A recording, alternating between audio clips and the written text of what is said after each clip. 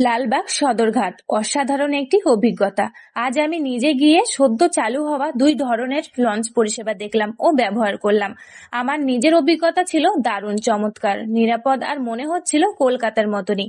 এই নতুন লঞ্চ পরিষেবা এখন থেকে দুর্ঘটনার ঝুঁকি অনেকটাই কমিয়ে দেবে। বড় বড় গাড়ি সহজেই পারাপার হচ্ছে, যেটা আগে ছিল প্রায় অসম্ভব।